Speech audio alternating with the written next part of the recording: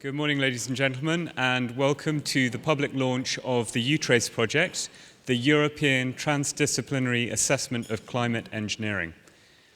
I'm Tim Kruger, I'm from the University of Oxford, and I'll be moderating today's events.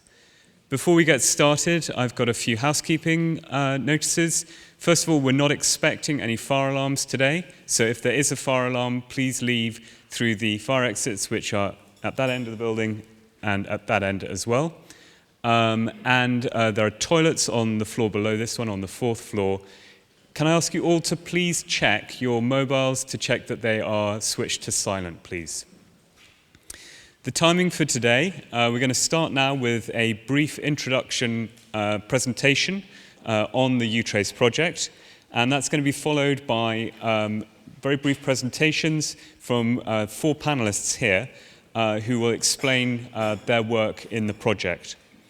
That will be followed by half an hour of question and answers, and that will take us up to about 11:30. As you will have already gathered, this meeting is being conducted in English, but at 11:30 there will be an opportunity for you to speak to the panelists in their native language, which is mainly German or Icelandic, if any of you speak Icelandic. The formal meeting will finish at midday, and that will be followed by a lunch reception in this room. So that's all the housekeeping and timing stuff. I'd like to start the meeting by introducing Professor Mark Lawrence, who is a director at the IASS Potsdam, and he is the coordinator of this EuTRACE project. Thank you very much. Can I ask the panelists to move to the side while we do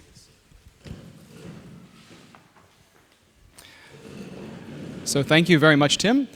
Good morning, ladies and gentlemen. It's my pleasure to be able to introduce you to the EuTRACE project and its assessment report. As Tim said, EuTRACE stands for the European Transdisciplinary Assessment of Climate Engineering.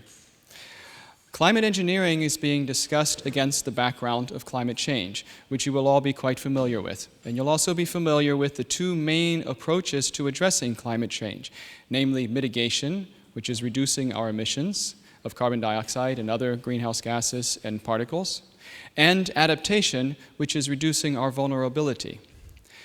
In recent years, numerous stakeholders, including researchers, policymakers, civil society members, and others, have begun asking questions and discussing whether there are also other ways to possibly address climate change. One of the main ways being discussed is whether or not it would be possible to remove greenhouse gases from the atmosphere. Another approach that's being discussed is whether it would be possible to intentionally cool the surface of the Earth by increasing the reflectivity, or the technical term for that, the albedo of the Earth.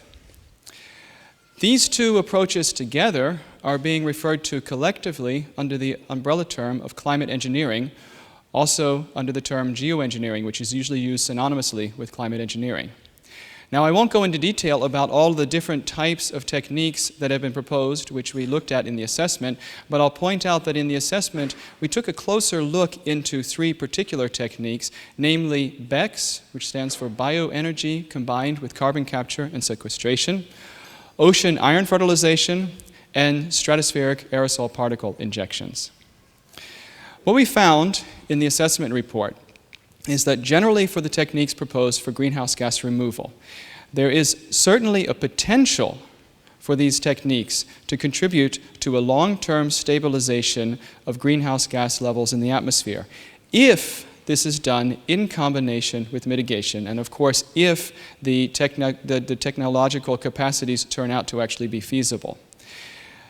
There is no technique that seems to have the capacity or would have the capacity to continue to actually reduce the CO2 levels if we were to continue to increase our levels of CO2 emissions. And there's nobody that we know of in the field that's proposing that any greenhouse gas removal technique could actually solve the climate change problem alone. All of these are being considered as a possibility in combination with mitigation.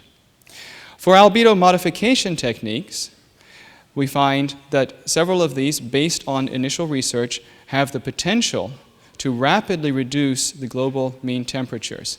But this is if they turn out to be technologically and politically feasible. Why do we add politically feasible there? because there are a wide range of environmental concerns, environmental risks, uncertainties, unknowns, and a wide range of societal risks, uncertainties, and unknowns associated with the various techniques. Now, given this background, in order to go about responsible decision-making, policy development, there's a need for a substantial information basis. And this is where the EuTRACE project has come into play. EuTRACE is a partnership of 14 institutes across Europe, 5 countries represented in the project, and was funded by the European Union's Framework 7 program as a coordination and support action, with a budget of 1 million euros for the time frame from June 2012 through September 2014. We delivered our initial final report to the European Union at the end of the project, but have continued to work on the report as a consortium afterwards to better incorporate the comments that we got from the Project Advisory Board and from other members of the community, so that we now have a report that we feel is a very strong contribution not only to the European Union, but to the larger group of stakeholders, the broader policy community and civil society community and other interested stakeholders who would like to learn more about the topic. And this is what we're releasing today. Within EuTRACE, our main activities have been, of course, developing the assessment, which especially looked into trying to develop the basis for understanding what the real research needs are for this topic and how to go about, what kind of options there are for going about developing policy. We also put some effort into public and policy engagement with several stakeholder dialogues and into dissemination and outreach. The assessment report then covers at first the scientific and technological characteristics of the various techniques that have been proposed, main techniques that have been proposed for moving greenhouse gases and for modifying the planetary albedo. It then delves into a number of the emerging societal issues which are associated with these discussions. And from that basis, looks into what the possibilities are for and what the current status is for international regulation and more broadly for governance. Gives an overview of the research possibilities, what the key research gaps are, what the arguments in favor of and against research are, and what some of the main research questions to answer would be. And then finally, looks at how we could go about developing effective policy for climate engineering. There have been several assessments of climate engineering so far, including earlier this year, one published by the National Academy of Sciences in the United States. So the question, of course, comes up, what's new, what's special, why another assessment? Well, first, the field is growing very rapidly. The understanding and the number of publications are growing very rapidly, so it will be important in the coming years to have regular assessments updating and giving an extensive overview of the newest state of knowledge about both greenhouse gas removal and albedo modification techniques. This report has focused on bringing together a highly and to an extent transdisciplinary group to give a balanced view of the environmental and the societal effects that would be associated with climate engineering if it were ever to be pursued. And this is reflected in the participants that we have in the panel. As you'll see later, it's also reflected in why we had a consortium of 14 partners, where normally for such coordination and support actions, it's typically about 4 or 5 partners. But we wanted to have really the breadth of expertise for the various issues that are associated with climate engineering so that we could address these deeply within this report. One of the chapters of the report gives, to the extent of our knowledge for the first time, a clear overview of the arguments that are being made for and against climate engineering research, and a long catalog of the key questions that we think will need to be addressed in order to provide good information for policymakers and for other members of stakeholder groups. And finally, we look into what kind of options there are for policy development, and especially look at this from the European Union perspective. So, building on what I've told you so far, I'd like to bring out 3 key points that we make in the report. One of those is that, based on all of this information, we conclude that it's imprudent to expect that climate engineering techniques will play a significant role in climate change policy development in the next few decades. That leaves us then with the focus remaining sensibly on reducing our emissions of carbon dioxide and other greenhouse gases. However, it's certainly possible that later on, in the second half of this century, the climate engineering, especially greenhouse gas removal, will begin to play a larger and a significant role in climate policy developments. And if this is the case, in order to do so responsibly, this would have to be based on a broad and robust understanding of the breadth of issues that are involved in discussions around climate engineering. And this kind of an information basis can only be developed through support of ongoing research, especially interdisciplinary research, bringing together the various aspects that are involved in this issue, and especially linking this together with dialogue with stakeholders. And finally, I'd like to make the point that we conclude that the European Union is in a position to contribute significantly to the development of effective governance of climate engineering, especially given its focus on environmental protection embedded in European Union environmental policy and law. And my colleague Stefan Schäfer will give you a little bit more insights about that in the panel discussion. So moving to the panel discussion then, as I mentioned, we put together a relatively broad panel. If we had tried to put together a panel that covered all of the main expertises, then we'd have most of the front of the room and probably going around the side, given the breadth of complexity of issues that are involved in this issue. But we have 5 panel members together, and you see here who they are and what their expertises are. Unfortunately, our law expert, Kate Houghton, had to cancel at the last moment due to illness. But we hope that we'll be able to cover most of the questions that you ask in detail during the panel discussion. And with that, I'd like to hand it over to our moderator, Tim Kruger. Thank you very much, Mark. So we're now going to proceed into the introduction part, and I'm going to first call on Professor Jan Egil Christiansen from the University of Oslo and his Professor of Meteorology. Over to you, Jan Egil. In my group, we have been using global climate models to investigate albedo modification or reflectivity modification for the last 5 years in collaboration with climate scientists in other countries, both within this consortium and also on the international arena. The albedo modification refers to climate engineering techniques which seek to counteract the warming effect of anthropogenic CO2 by enhanced reflection of solar radiation. The most investigated technique, so-called stratospheric sulfur injections, seeks to mimic the cooling effect of major volcanic eruptions by injecting sulfuric gases into a stratosphere, leading to a layer of highly reflective tiny particles at about 25 kilometers height, like a sunscreen. And we know that we have these coolings in connection with major eruptions, so we think that it might also work to do it deliberately. That's the idea behind it. There are some other ideas. Another proposed technique, so-called marine cloud brightening, involves injections of sea salt particles into low marine clouds to make them brighter. A slightly different type of technique, so-called cirrus cloud thinning, targets high thin clouds, which have a warming effect on climate, and seek to make them even thinner to enable more heat to escape to space.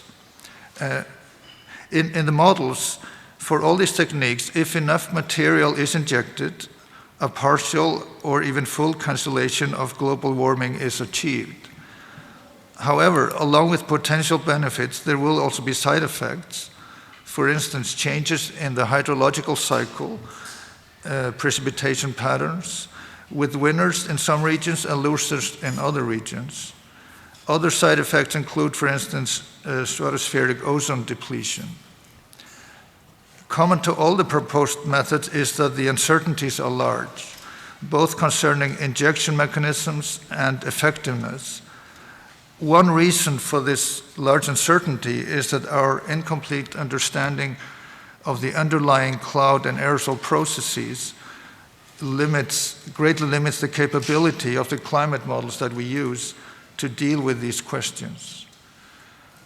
A robust signal from all the models is that if one were forced to shut off the albedo modification for some reason, then that would inevitably lead to extremely rapid global warming, which might be difficult to handle both for ecosystems and society.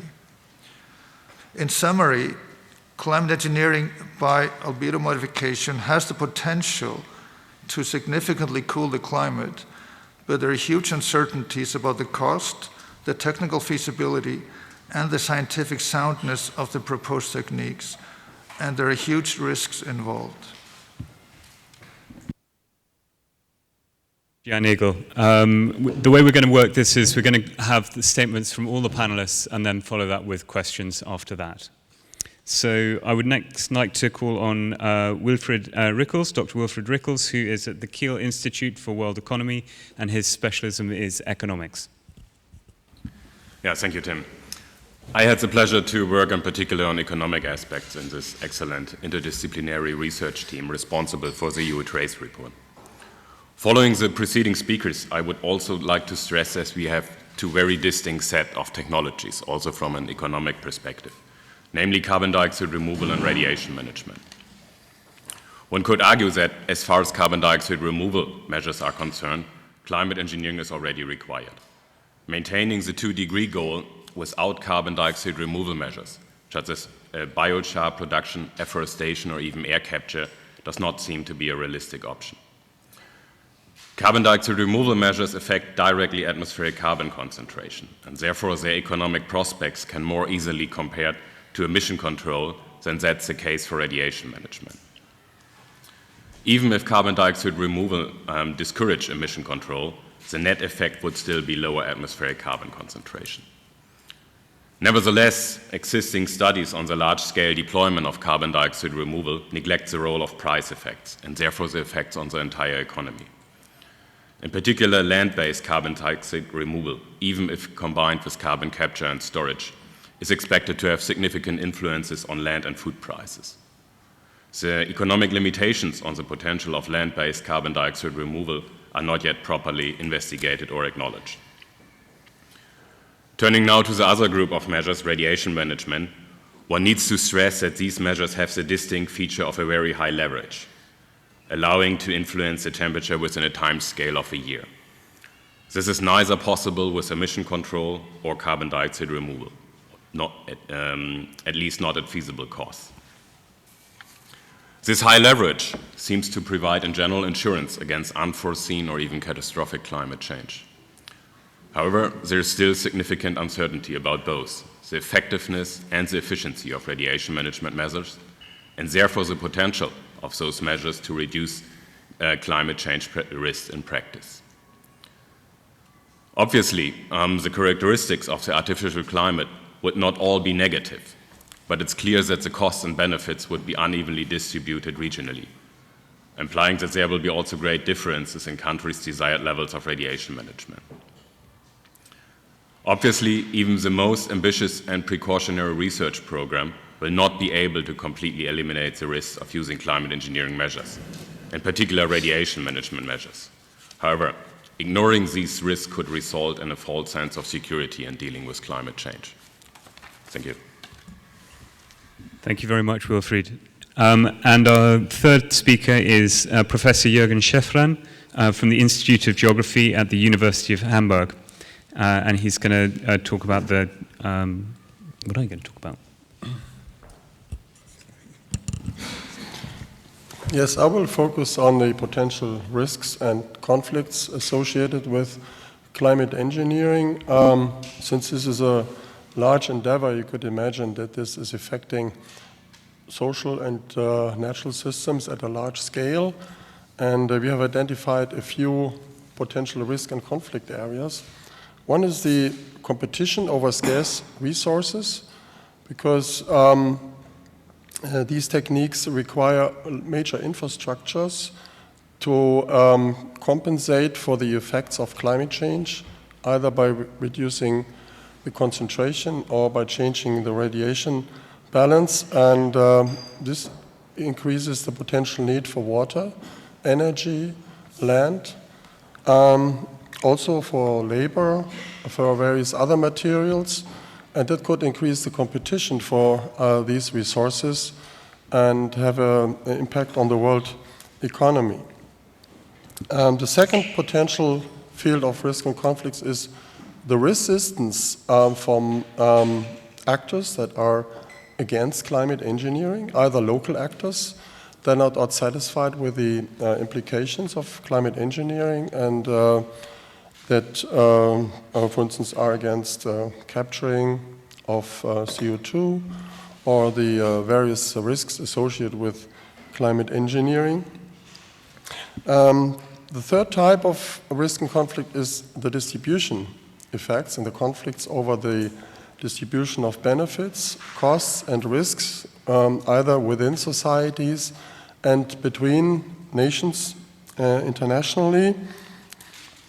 For instance, some regions could suffer from the effects of climate engineering and resist the consequences, while others benefit from it, and a third type of actors just has to pay for it. The fourth dimension includes the interaction between these different types of actors across different scales, from local to global scales. For instance, in one region, people suffering from climate change may call for an increase of climate engineering, call their governments, and the governments is taking action, which then leads to resistance from other countries, other regions. And the fifth type of conflict could be power games between major players in the world, including the potential security dilemmas when the risk, one part of the region is suffering risks and the other is experiencing benefiting. So in the end, it may lead to the attempt to control the global thermostat. Who is controlling the global thermostat to the benefit or avoiding risks? So this is a wide set of potential risks and conflicts. These are still big uncertainties. Which of these will happen, because it's still an under-researched field. Thank you. Thank you very much, Jürgen. And last but not least, Stefan Schäfer from IASS Potsdam, who will be addressing the policy aspects and is the lead author of this report. Right, thank you, Tim. And good morning, everyone. My background is in political science. I'll also try and cover some of the legal aspects that we addressed in the EuTRACE assessment, with the caveat of myself not being a legal scholar. So I'd like to make 3 points. The first is that while climate engineering is a new space, there are existing regulations in place at the national, regional, and international level that apply. However, there's also a gap if one were to develop more comprehensive regulation that would need to be filled.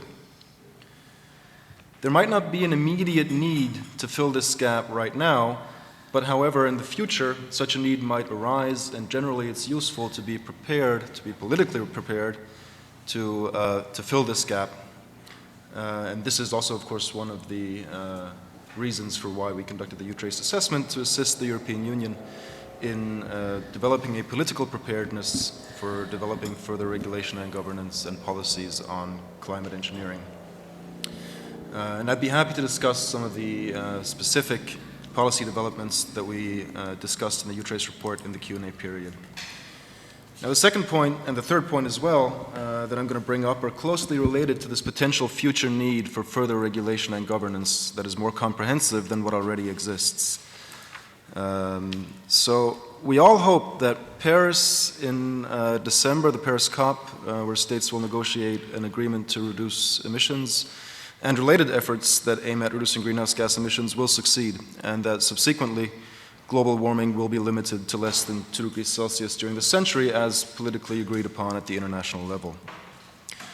However, and as Wilfried Rickels already pointed out, the EuTRACE assessment also notes that the vast majority of scenarios that achieve the goal of limiting 2 degrees Celsius, of limiting global warming to less than 2 degrees Celsius during the 21st century, already assume that greenhouse gases will be removed from the atmosphere on a large scale during the second half of the 21st century. So these scenarios assume that there will be an overshoot, which is that more greenhouse gases will be emitted than would be allowed for staying below 2 degrees Celsius, and that this would have to be compensated by removing greenhouse gases from the atmosphere.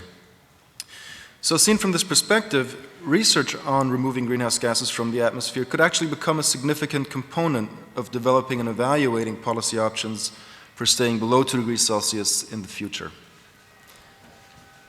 The third point that I'd like to make is that the EuTRACE report shows that there are many difficulties associated with developing and then also scaling up and implementing techniques that attempt to remove greenhouse gases from the atmosphere at large scales.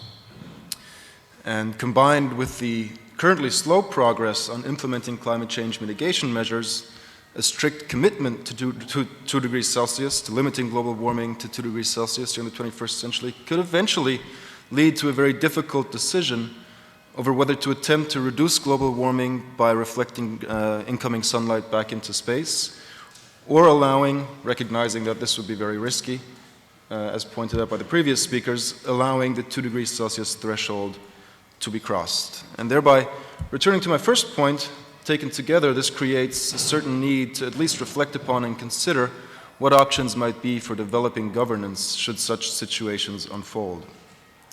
And finally, I'd like to close by emphasizing that the only way to avoid these difficult situations is that to immediately and significantly reduce the amount of greenhouse gases that are being emitted into the atmosphere.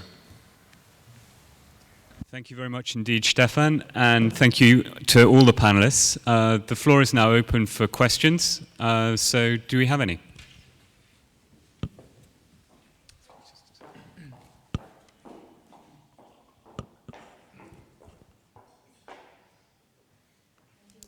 Auf der Tagesspiegel hier in Berlin.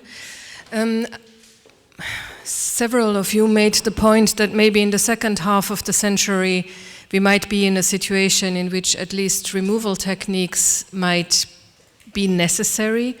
On the other hand, I wonder why you think that in the second half of the century the money would be taken to do that. If right now and in the next 30 years the money might not be taken to just reduce emissions, which is something we know how to do, and the risk is really low. I'd ask Wilfried to, can you handle that, Wilfried? Yeah. Well, first, we could expect that that will be done by markets. So if we have then an international climate regime, we will have corresponding carbon prices giving the incentives for carbon dioxide removal. And it should not be neglected that there is an advantage of carbon dioxide removal, that you can have significant unilateral impact on global carbon emissions, and that comes if you factor in economic leakage. So if you reduce emissions, that results in a reduction of domestic demand for energy, resulting in lower prices, and therefore other countries are then expected to consume this energy. So that's what we're referring to, economic carbon leakage. And if you remove carbon from the atmosphere, which has already been emitted, you circumvent this economic carbon leakage. So there are definitely strategic advantages of carbon dioxide removal. Thank you. Mark? I'll add to that, even if the funding were to be put into it right now, into removing carbon dioxide techniques, none of the techniques is developed enough technologically to be implementable immediately. So there still would be considerable development needed, and there's still questions whether or not that would work. There are the infrastructures that would be needed for the techniques would be comparable, for many of the techniques would be comparable to the size of the infrastructure of the oil industry. So building that up would take considerable time. So it's not something that could be implemented immediately. And then there would be, especially for techniques that deal with biomass, there would be the competition issues to be solved, which Wilfried partly mentioned. And so all of these are reasons why the techniques are not ready or capable for deployment now, but assuming that they would be done in tandem together with mitigation that begins now, later in the century, it may become very desirable. I would hesitate from using the term necessary. It's a normative judgment of what the society wants, but it certainly may be very desirable by society at that time if the capacity exists.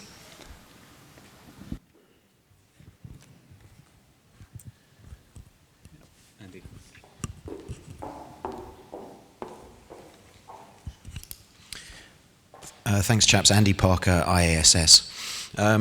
Great presentations, thank you very much for all of those. I had a quick look through the executive summary of the report. I've been involved in some similar sort of assessment reports in the past, and one of the things that normally you can set your watch by, it comes out every time up front, is a you get scientists together, you get a recommendation for more research into whatever their area of interest may be. But I found that conspicuous by its absence in the executive summary here, that you go into a fair degree of specificity over some of the governance arrangements, precautionary principle, anticipatory governance.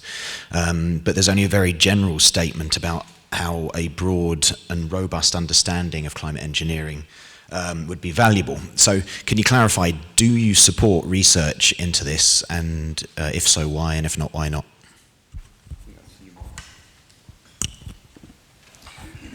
In the chapter 5 of the report, we go into quite a detail about the arguments that are present for and against research.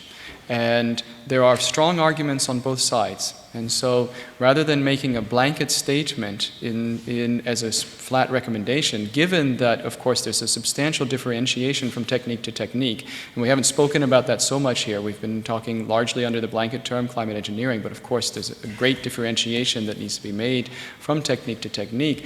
We did not make a blanket recommendation in support of research in the executive summary. Rather, we left it open as the statement, the underlying statement, if there is a desire to pursue any of these techniques by policymakers or by other societal stakeholders, then it would need a much more robust and much deeper understanding, which would then in turn, of course, require research.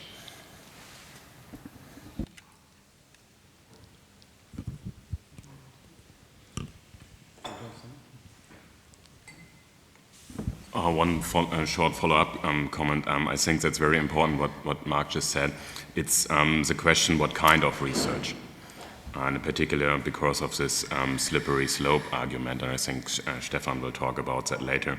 And in this report and also in previous reports, we have stressed that one should focus on research to assess uncertainties, but that you should at this point not necessarily do research which would result in deployment readiness of these technologies. And this advice has picked up by the German Research Foundation, which have now a special priority program on climate engineering with exact this agenda, that they only fund research which addresses uncertainties of climate engineering, but no engineering questions.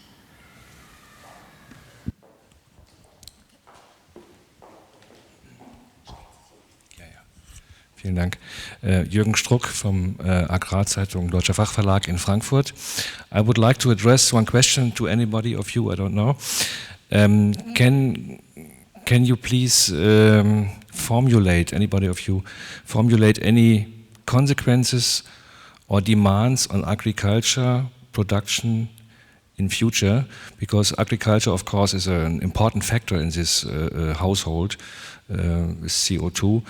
And maybe I'm right, Mr. Rickels, I think you made a remark on prices, on food prices, if geoengineering will come into practice. So any idea of how to produce food in future in the world?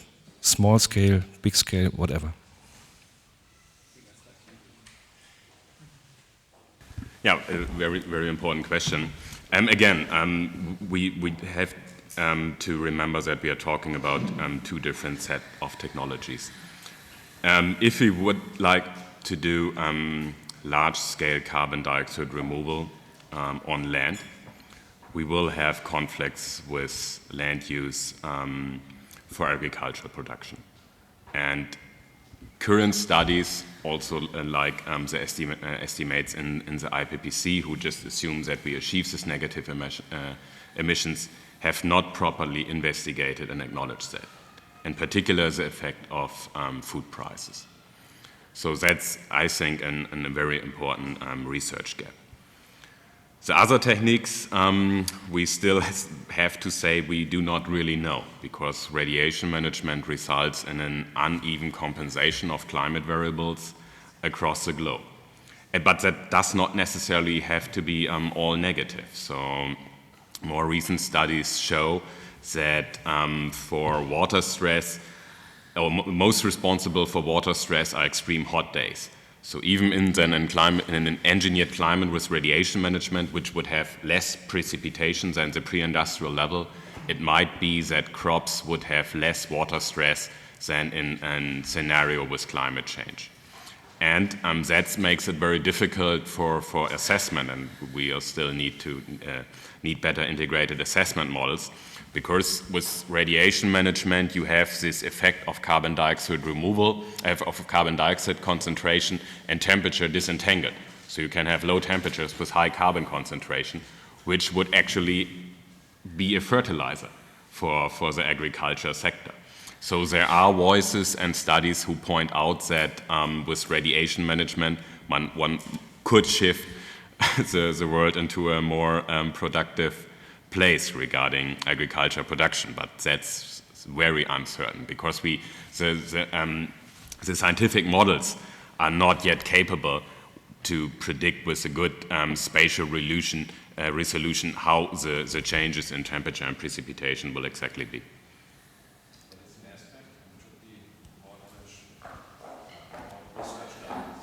Yes. Yeah.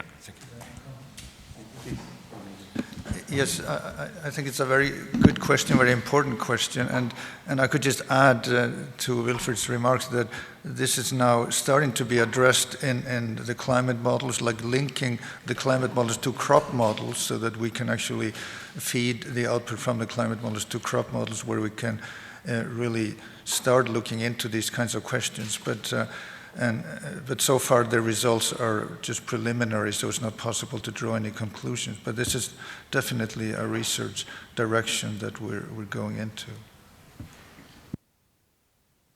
And I would also add briefly that, of course, several of the most discussed techniques for removing greenhouse gases, in particular BECCS, bioenergy combined with carbon capture and sequestration, would involve a significant overlap or competition with agriculture. But of course there are also several techniques such as direct air capture, which is artificial removal from the air, and combined with sequestration, or ocean-based techniques, which would not necessarily interfere with agriculture.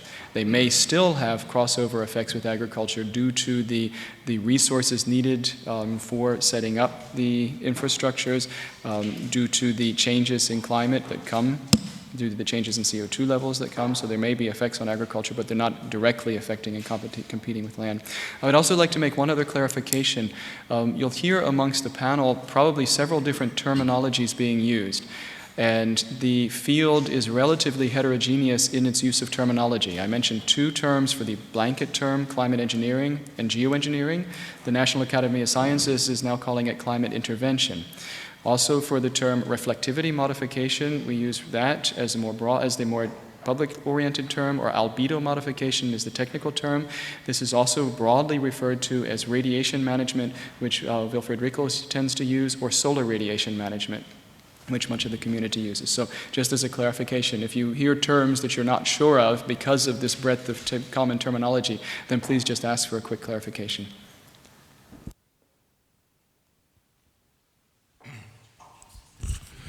Manfred Stock, Potsdam Institute. I would like to ask you about a combination of carbon removal from the atmosphere and soil improvement, because the degradation of soil is another problem we have to face, especially with respect to agricultural problems. This second question is about the different forms of radiation management on the different levels. I would expect that on surface level the risk is less than in between in the atmospheric levels. And another question is with respect to space level, whether there can be a reduced risk with comparison to injecting sulfur or something in the atmosphere. So I'll take the first part of that question and let Jan Egil Christensen take the second part of the question. So what you're referring to about the connection between carbon removal and soil quality enhancement is what we refer to in the report as biochar as a technique. And the idea behind that, for those that aren't familiar with it, is to take large amounts of biomass and through pyrolysis turn those into basically charcoal that then can be mixed in with soils and enriches the quality of the soils, thereby removing CO2 from the air that came from the air for the photosynthesis to originally make the biomass.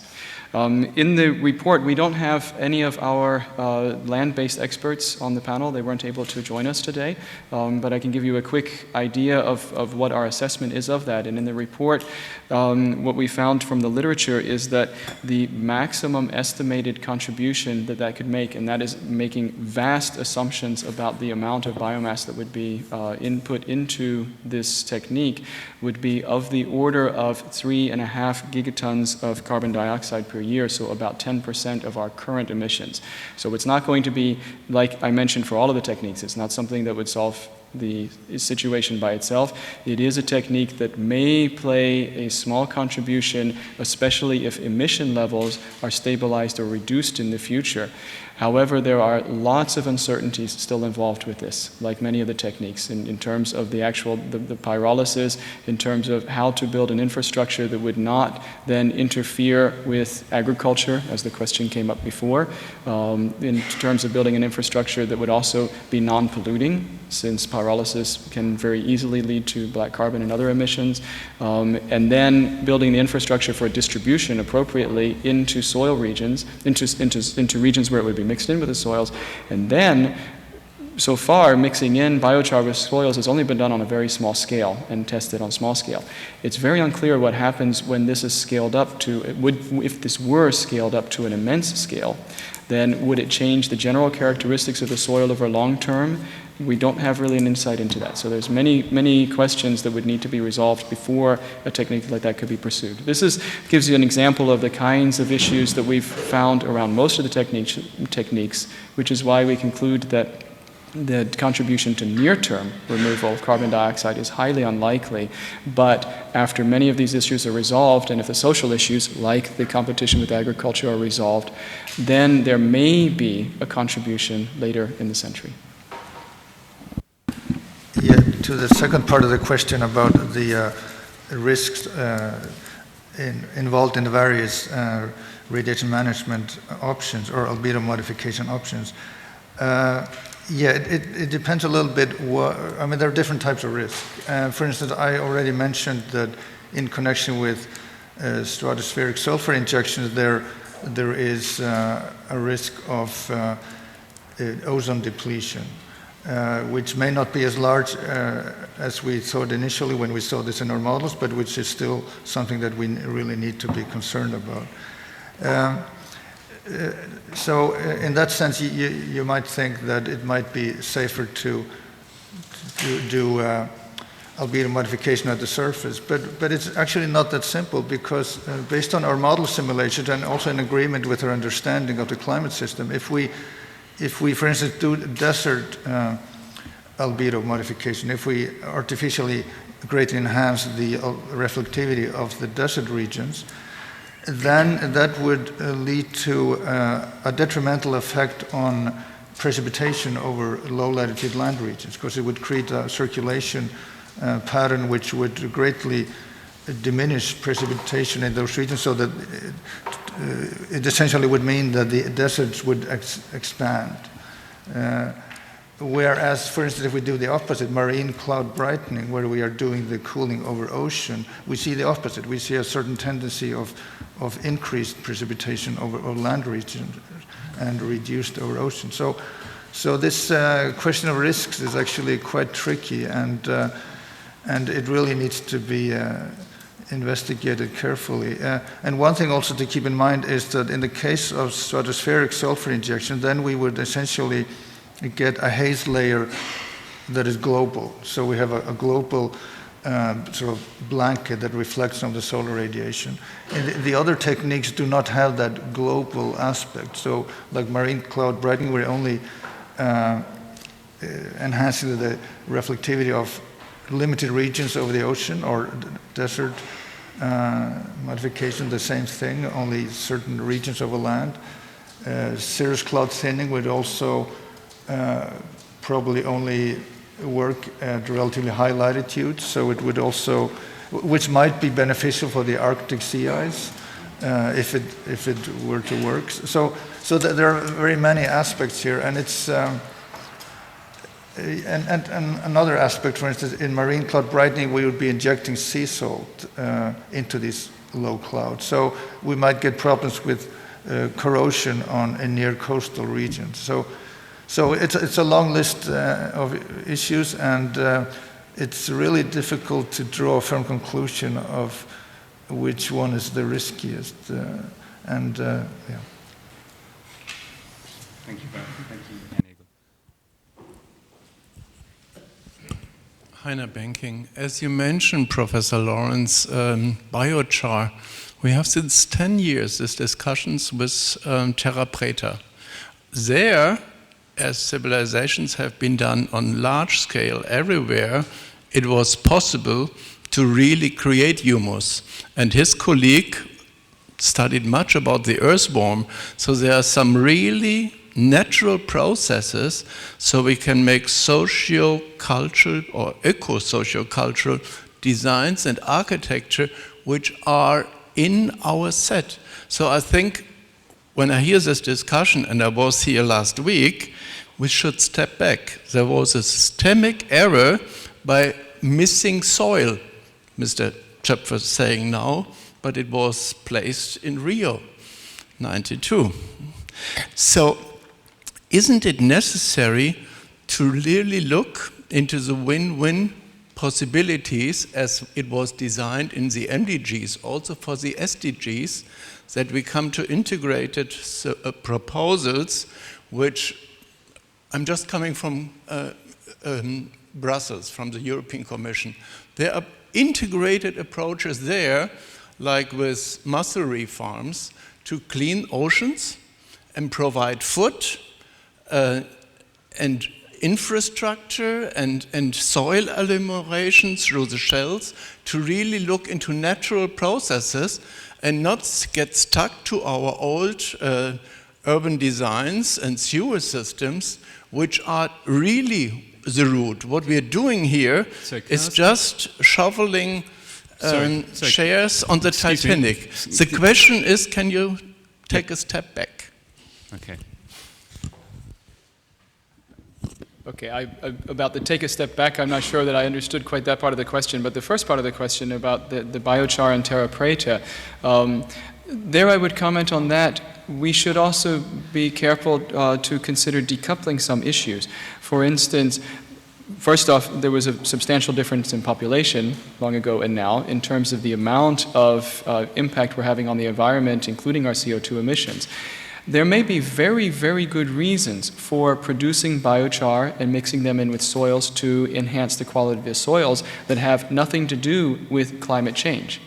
Even if it is done at a scale that has no contribution, or I should watch out for absolutes, that has a very insignificant contribution of considerably less than 1% of the annual emissions of carbon dioxide, even if it's done at that scale, there may be very good reasons for considering biochar in that context of enriching soils that are decoupled from the perspective of climate engineering. We also discuss this within the report, that there are many of the techniques that are proposed are ones that might be sensible for other reasons at small scales that are decoupled from their role in climate, if they were to be scaled up to an enormous scale, then they could become techniques that would be considered climate engineering. So the techniques themselves could have other purposes and then could fall into the category of climate engineering.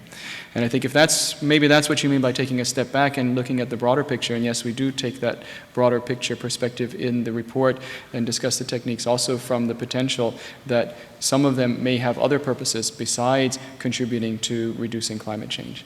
You mentioned No, we don't mention terra preta concretely. We do have to limit, of course, in terms of the detail that we can go into in each of the techniques. We do refer to a number of the publications around biochar that then go into further detail like that. Thomas Prinzler, Inforadio Berlin. To whom is the report addressed? Nearly all experts I interviewed during the last years, including you, Mark, told me climate engineering isn't ready, climate engineering is too expensive, climate engineering has too many risks. It seems to me that in the report, you exactly, it's your conclusion. Therefore, who are the persons who try to enforce climate engineering? Which states also? Who loves climate engineering? Okay, there were two separate questions there. One of those was who is the report addressing, and the other is are there states that are, what are the different attitudes towards climate engineering amongst different states? I'll take the first of the questions and then allow either Jürgen Scheffran or Stefan Schäfer to address the second part about the international policy attitudes. So in terms of who the report is addressing and what our conclusions are, you're absolutely right that our general conclusion remains the same as the conclusion that has come along since basically the first assessment report that Andy Parker was heavily involved in by the Royal Society, which is that these, as you stated it, and as I had stated it before, that the techniques are not ready for deployment at this point in time, but there are reasons for looking into them. What our report does is goes into considerable detail in terms of several of the new issues, and we particularly look at addressing for the European Union, giving them an overview of where the research gaps are and what arguments for and against research are. So we give that in a full chapter dedicated to that as part of the coordination and support action. And we look into policy development procedures and options, which is also addressed to the European Union. But we've made the report, the full report, as a relatively deep scientific report so that it also should be useful to members of the scientific community who are getting into the topic, becoming introduced to the topic, members of the broader stakeholder community who are interested in really a deep dive into the topic. And then from that, of course, we've put together a relatively concise executive summary and an extended summary that can be addressed to members of the communities who are interested in a quicker overview of the report. Thank you. Hand over to Stefan. Yes, thank you. So currently, research on climate engineering is generally quite limited. And I think that is something that in the report we note. And we say in relation to the efforts that are put into research on, for example, mitigation technologies or adaptation is also appropriate.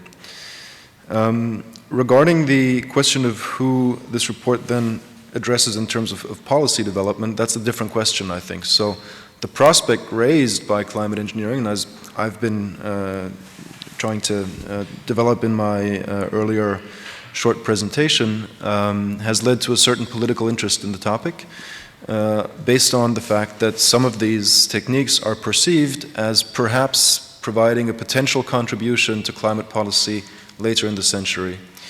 And in that sense, I'd say that countries' positions so far are unclear. I don't think there have been clear statements about what individual countries' positions are, but there is a certain desire, a certain appetite for providing governance and regulation of these techniques at the international level. Maybe Germany is actually one of the most active countries in climate engineering research, and here the policy is very cautious. So as Wilfried Rickels had mentioned earlier, the motto perhaps under which German research on climate engineering is proceeding is that it's research for assessment, not for deployment. Thank you very much, Stefan. We've got time for one more question in English, or you'll be probably relieved to hear that we'll switch to German and Icelandic.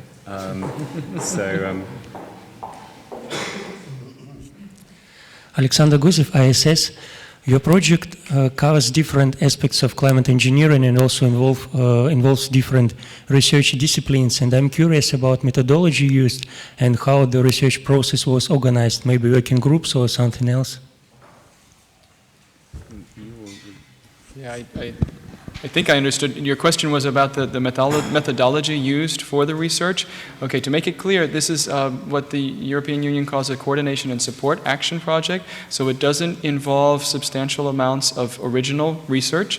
It is an assessment project. And so the methodology that we used was to first come together with a group already at the proposal stage and outline why we think another assessment would be important. I outlined that in the talk. What we think would be important aspects of such an assessment, and then how we could divvy up, distribute the various contributions to the report. Then the report chapters were done largely as individual sections and chapters amongst smaller groups, and then brought back together at annual meetings, discussed also with our project advisory board in the process, and then again continually iterated back and forth until in the end we saw, based on all of the comments from the project advisory board, that a slightly different format would be good for the report, brought that together, and then circulate that again amongst the colleagues, all of the colleagues that were involved in the report. So it was a very open, participative procedure for the report. Yes, Sonny? Yeah, I'd just like to add a comment that on the natural science side concerning albedo modification, there has also been a very successful international collaboration called GeoMIP, which stands for Geoengineering Model Intercomparison Project. And what it means is that basically the same models that have been used for the IPCC report have been used to address climate engineering, so that we have, when you bring together between 10 and 20 models, we can get much more confidence in our assessments than before, when we just had one model group doing this and another model group doing something different, and it was all very confusing. Thank you very much. I'd just like to ask the panelists if they've got any final thoughts or comments based on the information and the questions that have come forward so far. So if you've got any thoughts and you can capture them within a minute, that would be great. So, Wilfried. Yeah, thank you. I would like to stress one point made earlier by Mark, that we have to remember when we talk about climate engineering, it's really a matter of scale. So when we talk about efficiency or effectiveness of afforestation or biochar, and when we look at global climate, we talk about a gigaton scale. And when we say these technologies are not sufficient to have an impact, we have this scale in mind. Once you move down to regional pledges of countries in emission control, we are in the megaton scale. And then these technologies can, of course, be an important part of any regional climate mitigation strategy. And then I would like to make one other point. So I would say we have presented here a rather pessimistic view on radiation management or its potential, but we are not sure if that's really pessimistic. Because what is clear to us, that if we have any successful radiation management application, then the chances reduce that we would ever put nature back into the driving seat. So, and then we would face a totally different challenge, namely not the question whether to engineer the climate, but the challenge on what type of global climate we want to engineer. Jürgen? Whether climate engineering works and is acceptable depends on the social, economic, and political environment in which these decisions are being made. In the current situation, when climate impacts are still small or moderate, and there is the potential for mitigation and an adaptation strategy is working, there is little incentive to develop and even implement these techniques. But if the adaptation and mitigation strategies are not working and humanity misses the current opportunities, then the world may run into the so-called climate emergency situations later this century, where then there may be a sudden increase of needs for climate engineering, at least for some political actors. And if this is not done in a coordinated way and a regulated way, this could lead to a kind of climate chaos situation where different actors are taking different measures either together or against each other. And then climate engineering may may play a bigger role. So it's leading to the need, I think, to regulate this as early as possible. Thank you, Jürgen. Stefan? Yes, thank you. I think one thread that's been running through almost all presentations and comments today was that climate engineering could potentially provide a contribution to reducing climate risk in the second half of the 21st century. And at the same time, this is highly uncertain and would, in any case, even if it were technologically, scientifically feasible, politically feasible, involve significant risks. So therefore, to also get back to the first question that was asked about the necessity of, a potential perceived necessity of deploying any climate engineering techniques later on this century, I think it simply cannot be relied on. There's no grounds to assume that this will be technologically, scientifically, politically feasible to reduce climate risk through climate engineering. And therefore the imperative right now has to be to reduce greenhouse gas emissions, which is what the Paris conference in December will be focusing on, which is what other efforts are focusing on, and those need to be supported.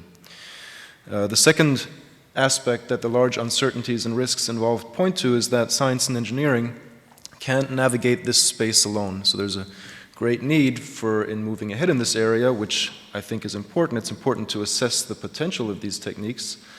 But while moving ahead, there's a great need for an involvement of areas beyond science and engineering, of civil society, of policy actors, and the general public.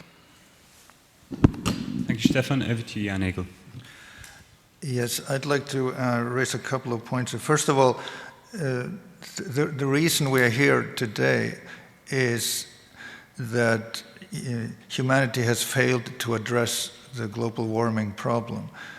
And this is sort of the, I think all of us in this panel are very concerned about this inaction, and this is why we have become interested in this kind of research. And through this research we have found all sorts of risks and issues, as we've talked about. But let's not forget this background and this setting. And the risk involves this 2-degree target, for example, which we really need to mitigate vigorously to be able to stay within. And in a situation like this, there will always be people who suggest some easy solution. So that's why I think the type of research that we have been doing is very important, because there are questions being asked. Policymakers will be asked by the public and even by engineers. Why don't we just engineer ourselves out of this? Why do we need to think about mitigation? And it's very important that we have this kind of knowledge that we have developed through this and similar projects to address these kinds of questions. So I think we really need to continue to have a certain amount of research just to keep the knowledge base intact, so that we can give the right guidance to policymakers. And finally, I'd like to just say that let's hope that humanity are not stupid enough to put ourselves in a position where we need to do climate engineering. Thank you, Jan Egel. And final word to Professor Mark Lawrence. Yes, well, the first thing I would like to bring up is something that was hinted at several times but was never really mentioned explicitly or very clearly, and I think it's important to bring it out, is about the differentiation amongst both the categories of the techniques and the techniques themselves. And there was considerable discussion amongst our consortium even about whether we would write one report or two reports, because of the substantial differences between greenhouse gas removal and albedo modification techniques. We decided to keep it as one report because we find that there are a number of issues, especially on the societal issue side, that do connect these well enough. But what we did with the report was to be extremely careful, and this is one thing that I would give out to all who are discussing this: be very careful in the way that you address the topics. So we went through the report carefully and made sure whenever we said climate engineering, we meant climate engineering as a blanket term. If we meant something specific, then we said greenhouse gas removal or albedo modification, or we went down specifically to specific techniques like particle injections or ocean fertilization or BECCS. The second point I'd like to make echoes very much on what Stefan Schäfer said, that this topic calls for a broad dialogue, broad discussion, broad involvement. Much of the discussion so far has been amongst, already relatively broad, amongst interdisciplinary researchers, policymakers, and civil society, but it's been relatively regionally limited to Europe and North America. And involvement in other parts of the world is present, but it's quite limited. And I think this is a global issue that then deserves a global discussion, but also deserves discussion from other members of society who have not been as involved in this, and other societal leaders, and in particular, I bring out religious leaders in this because of the importance of discussions around these techniques to many of the religious perspectives of people in the ethical considerations around the world. Then finally, I'd like to finish off with a thanks. A thanks first off to the consortium members for the excellent work that they've put into this over the last several years and bringing us to, I hope, a very helpful, valuable, useful product in the end. To our project advisory board for their contributions on helping to give us good reviews on the report as we went along, and good suggestions on how we develop this. And finally, to you in the audience for your interest in this topic, and wish you well on your way to discussing more about and understanding more about this very complex and controversial issue. Thank you very much.